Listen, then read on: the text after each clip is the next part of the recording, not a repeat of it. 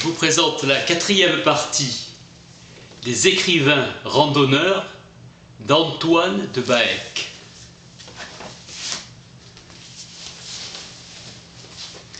Élisée Reclus quitte Strasbourg pour rejoindre Orthez, traversée diagonale de France qui demeure son voyage initiatique. Ce géographe a un savoir et un métier qu'il a appris avec ses pieds. Correspondance 1859-1861. Henri Bosco, 50 ans d'écriture, qu'il a appris avec ses pieds. Et 50 ans d'écriture, c'est le romancier du Luberon. Il fait l'éloge de la marche. Voyager à pied m'a toujours ravi.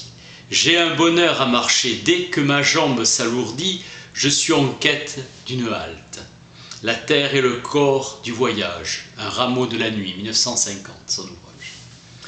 Gustave Roude consacre un petit traité à l'art d'arpenter. Fuyez l'échange où vous deviendrez captif jusqu'à la mort d'une énigme sans répit. Cela commence par la plus insidieuse, la plus sournoise des marches. Petit traité de la marche en plaine, 1984.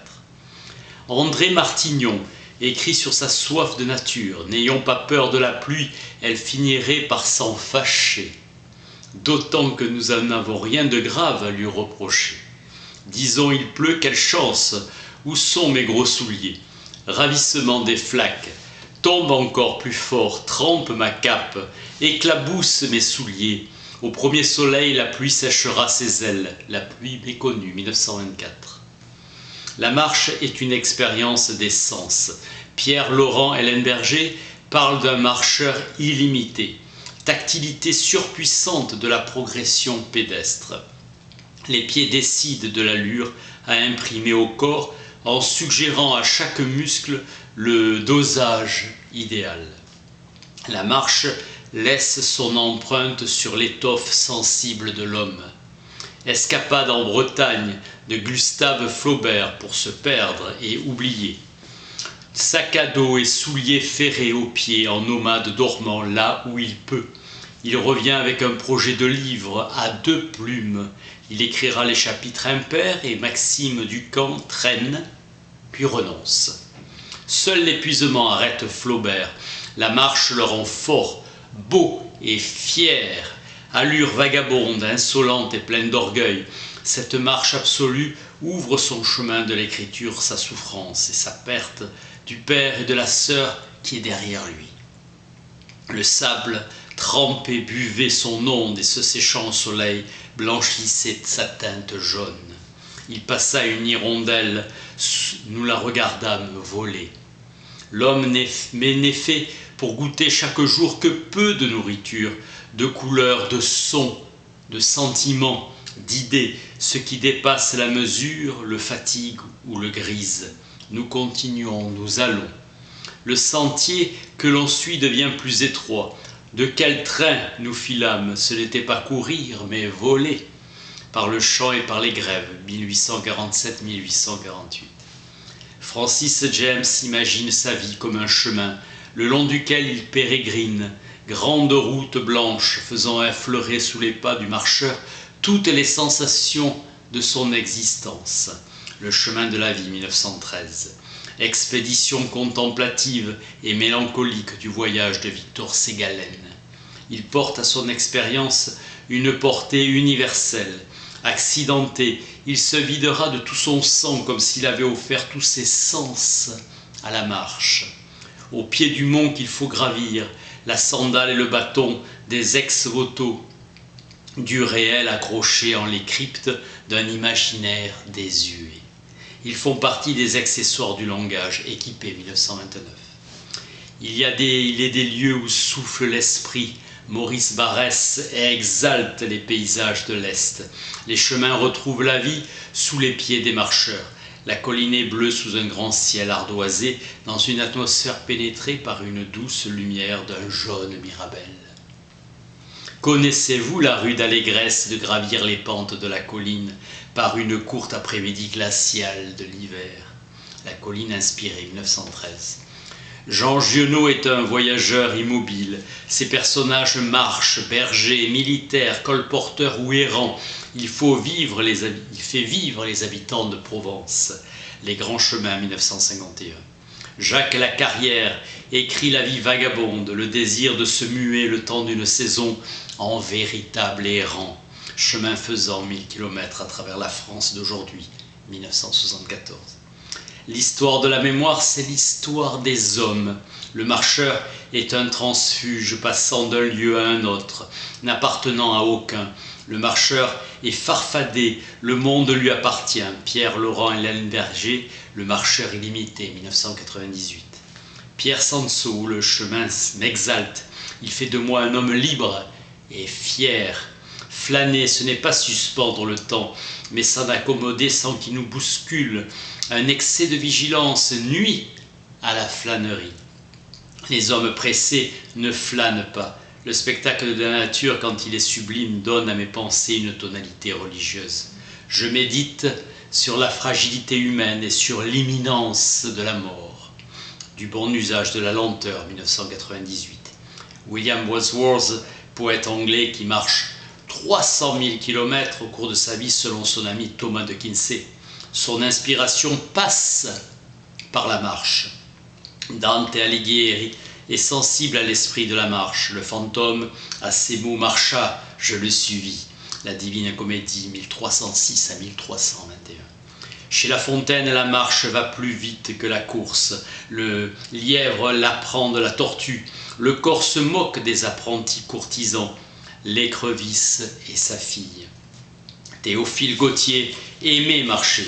Chez Verlaine, les chemins sont une expérience de la vie pour trouver la sérénité au milieu des tourments. Charles Péguy fait des pèlerinages pour rendre grâce à la Vierge de la guérison d'un de ses fils. Engage la jeunesse étudiante chrétienne à l'accompagner. La tapisserie de Notre-Dame, 1913. La marche, prolégomène à l'écriture. Je dois écrire en imitant la marche, Hélène Berger. L'écriture est la mémoire du chemin, provision d'images et de sensations. Victor Hugo est sous l'emprise de la muse pédestre. Voyageant le jour, il écrit la nuit. Véritable manifeste pour la marche à pied et une ode à l'inspiration. À pied, on s'appartient, on est libre, on est joyeux.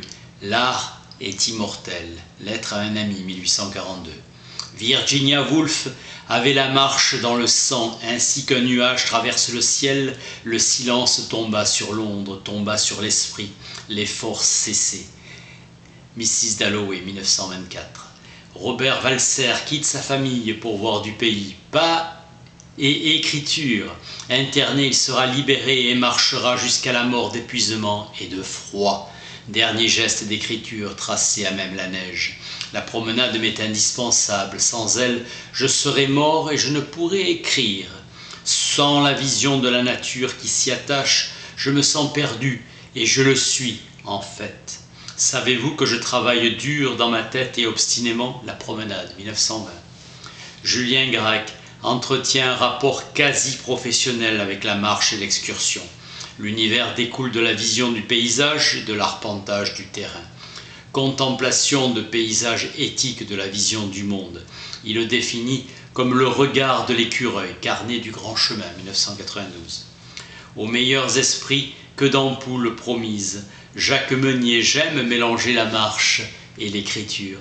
Ségalène propose un journal de route au pays du réel, la patience du marcheur. Il est indispensable d'apprendre à marcher longtemps et droit. Une telle détermination encourage. Une randonnée à pied doit se faire seule, car la liberté est essentielle. Être libre de s'arrêter ou de continuer, et vous devez marcher à votre allure. Stevenson. L'instantané forme un long rouleau d'images qui s'unifie grâce au travail inconscient de la pensée. Le monopole de Conrad, 1987. Jim Harrison raconte l'absolue nécessité d'écriture. Perdu, on ressent la peur de mourir et nous perdons le sens de nos limites. On perd temporairement le sens de l'acquisition. J'ai mis 20 ans à voir un loup gris en liberté. Je l'ai surpris et il m'a surpris. Passacaille du poète perdu, 1993. David le Breton, la marche est fondatrice de notre espèce. C'est la faculté proprement humaine de donner du sens au monde. Le temps lui-même est un voyageur sans repos, observe Bachot. Le premier pas, le seul qui compte, n'a pas toujours été aisé. Le marcheur jouit de glisser dans l'anonymat, il change d'existence. La frugalité d'un repas vaut parfois les festins les meilleurs et laisse un souvenir plus impérissable de satiété et de jubilation. C'est un mode de connaissance qui rappelle la signification et le prix des choses. Les perceptions sensorielles sont lavées de leur routine et inventent un autre usage du monde. La marche, à travers les rencontres, est une invitation à la philosophie première.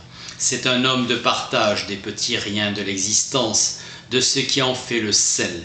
Le sentier est une mémoire incisée à même la terre. Pour que se déploie à l'infini la connaissance du monde, il faut les chemins. Il choisit ses compagnons et entre à son gré dans la solitude. Tout voyage est discours, l'écriture et la mémoire des événements innombrables cueillis au fil du chemin. Marcher implique de réduire l'usage du monde à l'essentiel. Elle mène à des moments où le monde s'ouvre sans réticence et se révèle sous un jour émerveillé. Parfois mémoire retrouvée, remède contre l'anxiété ou le mal de vivre, antidote à l'épreuve morale.